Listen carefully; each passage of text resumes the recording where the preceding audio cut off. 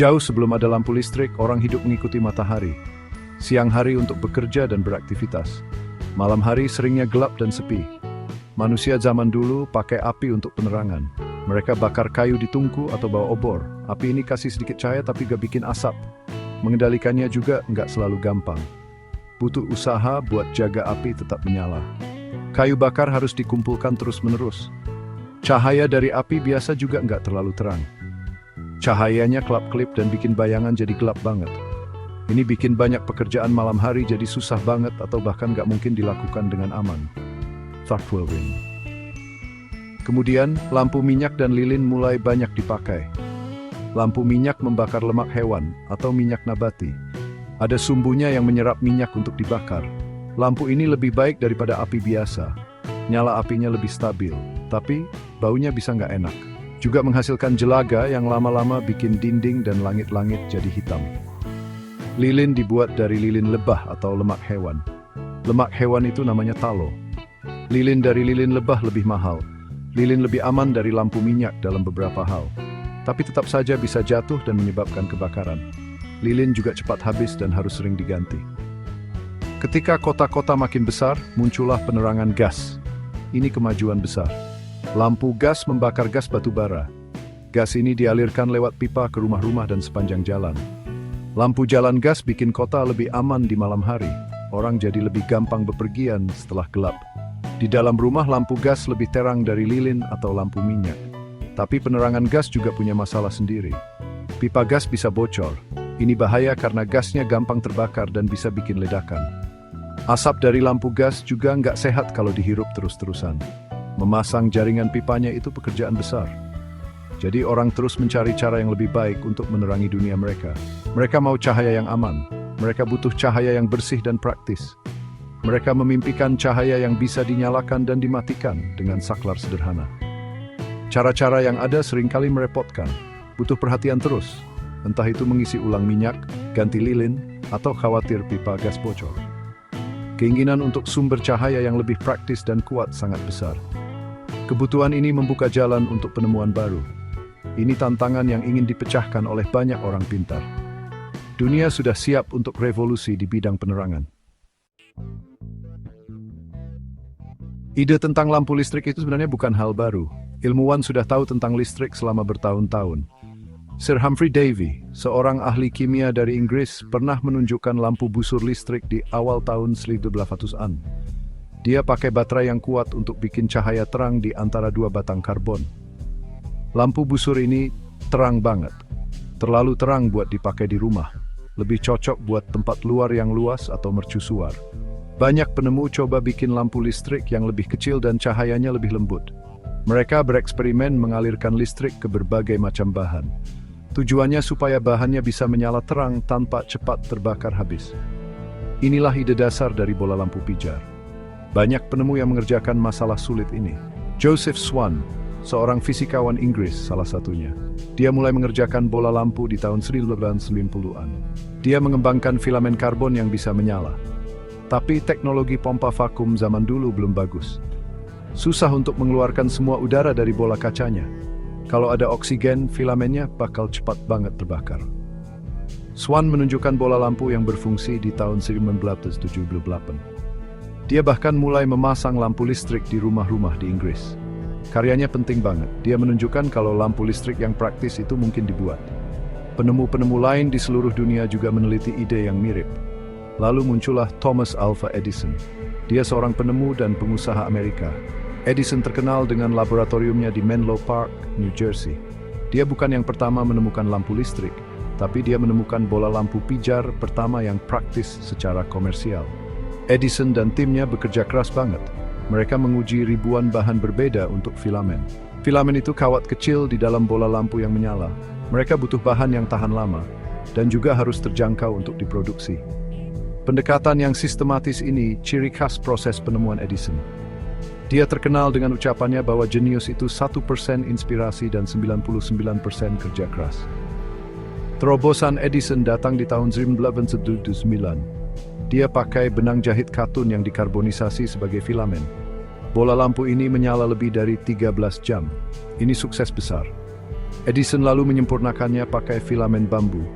Filamen bambu ini bisa tahan lebih dari 1.200 jam.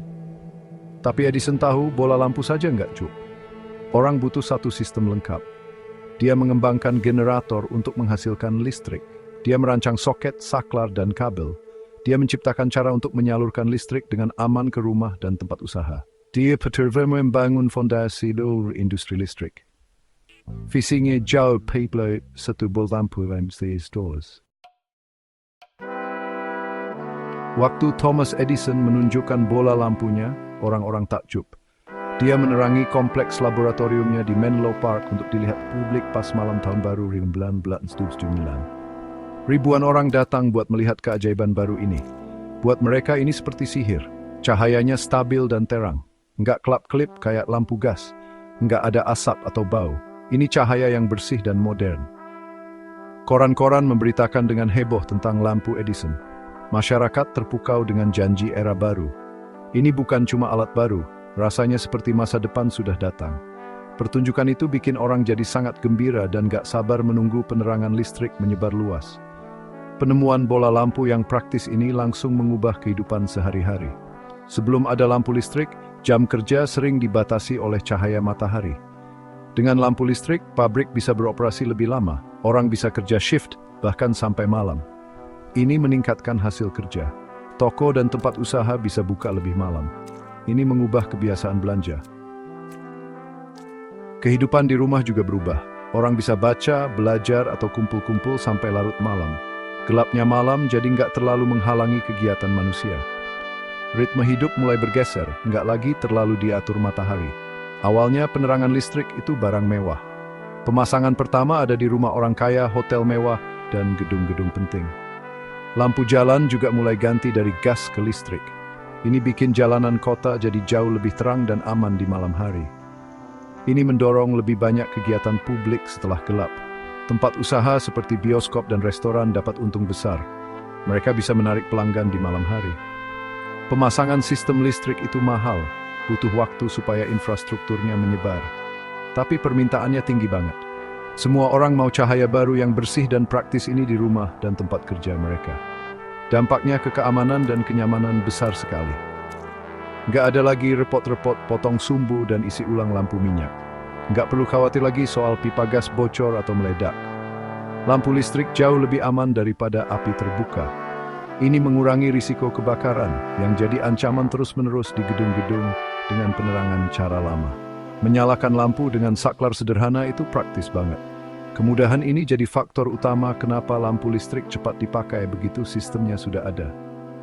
Bola lampu membawa kenyamanan dan keamanan baru dalam kehidupan sehari-hari. Benar-benar mengubah cara orang hidup dan bekerja.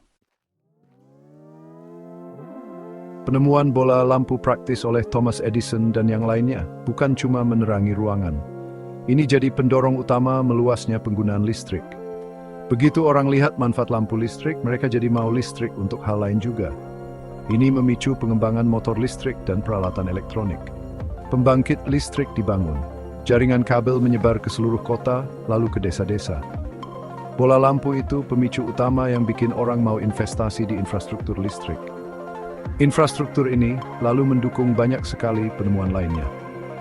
Keinginan akan cahaya benar-benar jadi tenaga pendorong pertumbuhan zaman listrik modern.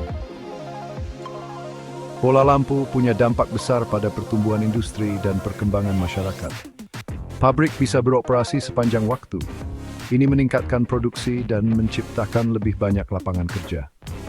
Pekerjaan kantor juga berubah. Orang bisa kerja dengan efisien kapan saja. Kota-kota jadi pusat kegiatan 24 jam. Kemampuan menerangi ruangan besar seperti sekolah dan rumah sakit meningkatkan pendidikan dan layanan kesehatan. Masyarakat jadi lebih produktif dan dinamis. Pola kerja, waktu luang, dan cara bergaul berubah selamanya karena adanya cahaya buatan yang bisa diandalkan. Penemuan sederhana ini membantu mempercepat laju kehidupan modern dengan cara yang dulu nggak terbayangkan. Coba bayangkan betapa bedanya hidup sebelum ada bola lampu. Malam hari itu waktunya serba terbatas dan seringkali menakutkan. Bola lampu mengusir kegelapan, memperpanjang waktu siang yang bisa dipakai, bikin rumah dan kota terasa lebih aman dan nyaman setelah matahari terbenam. memungkinkan orang lebih banyak belajar, berkreasi, dan bersosialisasi di malam hari. Perubahan malam hari ini punya dampak psikologis yang dalam. Ini mengubah hubungan manusia dengan salah satu aspek mendasar dari alam. Penaklukan kegelapan walau terbatas adalah langkah penting dalam kemajuan manusia. Ini membuka seperti hidup kita untuk kegiatan yang lebih beragam dan produktif.